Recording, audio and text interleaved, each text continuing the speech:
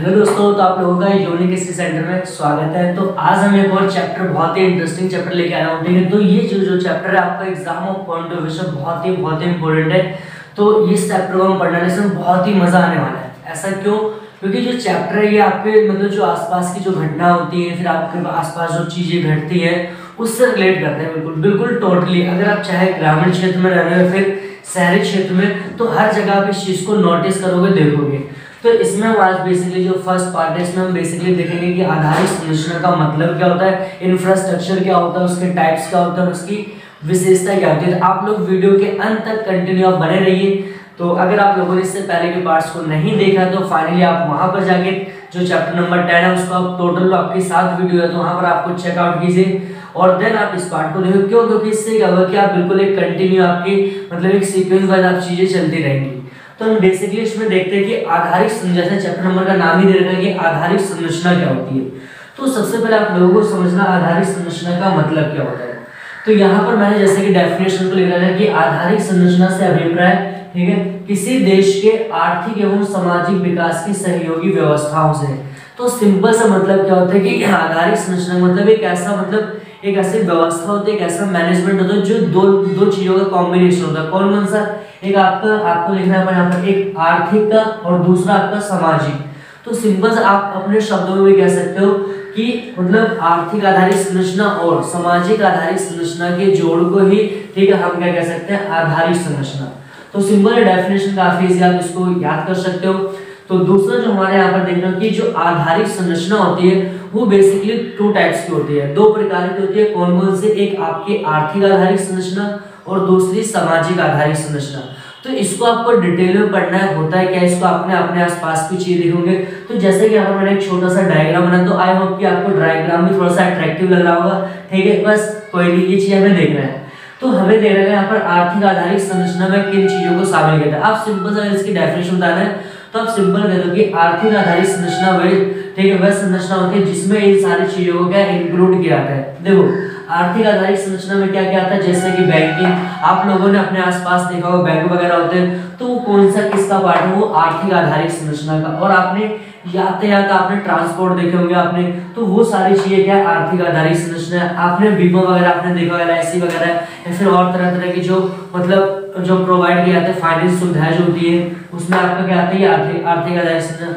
सड़क जो आपका वो भी किसका पार्ट है, आर्थिक आधारित संरचना। और जो बिजली है, बिजली किसका पार्ट है, वो भी आर्थिक आधारित संरचना का। और जो संचार मतलब जो कम्युनिकेशन है वो भी इसका प्रकार है। तो सिंपल सा मतलब क्या है कि ये सारी जो आपके दे रखे हैं ये किसका पार्ट्स होती है, आर्थिक आधारित संरचना की। अगर हम दूसरे की बात करें तो दूसरा हमारा क्या है, सामाजिक आधारित संरचना। ये बेसिकली इसके अंदर हम 2 चीजों को इंक्लूड करते हैं। वो क्या है आपका, एक शिक्षा, एजुकेशन, और दूसरा क्या हमारा हेल्थ।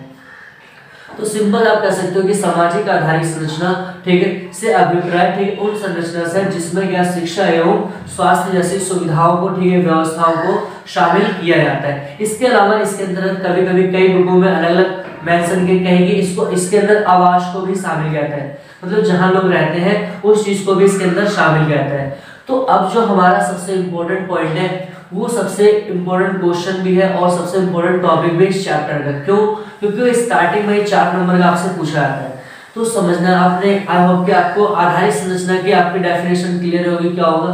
तो यहाँ पर हमें देखना आधारिक संरचना की विशेषता, या फिर हम इसे कह सकते हैं कि जो आधारिक संरचना होती है, जो हमारा इंफ्रास्ट्रक्चर होता है, उसके क्या इंपॉर्टेंस है, क्या महत्व है। तो आपको शब्दों को थोड़ा सा चेंज कर सकता है, आपको कंफ्यूज नहीं होना है। तो पहले इसकी जो विशेषता आ रही है, आधारिक संरचना द्वारा उत्पादकता में वृद्धि होती है। ये आपको बड़ा नोट मतलब ध्यान से इसको समझना है कि आधारिक संरचना द्वारा आपको मतलब उत्पादकता में वृद्धि कैसे होगी।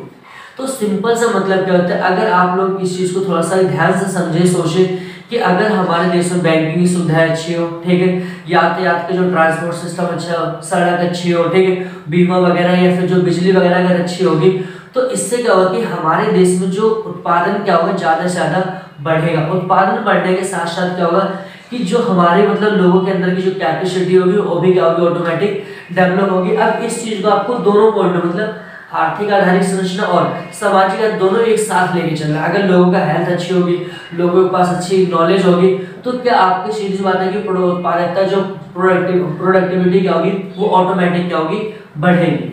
दूसरा पॉइंट कह रहा है कि आधारिक संरचना निवेश को प्रेरित करती है। ये बहुत ही इंपॉर्टेंट पॉइंट है, समझना कैसे।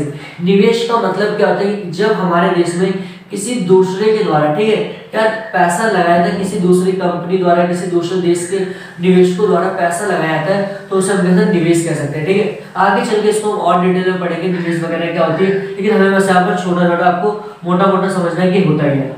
तो जैसे कि अगर मान लेते हैं कि हमारे देश में, ठीक है, बैंकिंग सुविधा बिल्कुल सर्वोच्च लेवल पे, ठीक है, प्लस में हमारे यहाँ पर जो इंफ्रास्ट्रक्चर है, मतलब जो बैंकिंग हो गया, बीमा हो गया, ठीक है, हेल्थ हो गया, शिक्षा हो गया, ये सारे बिल्कुल टॉप क्वालिटी के, ठीक। तो इससे क्या होगी, जो बाहर के लोग हैं ना, वो क्या होंगे कि हमारे देश में कहीं कि आकर्षित होंगे पैसा लगाने के लिए।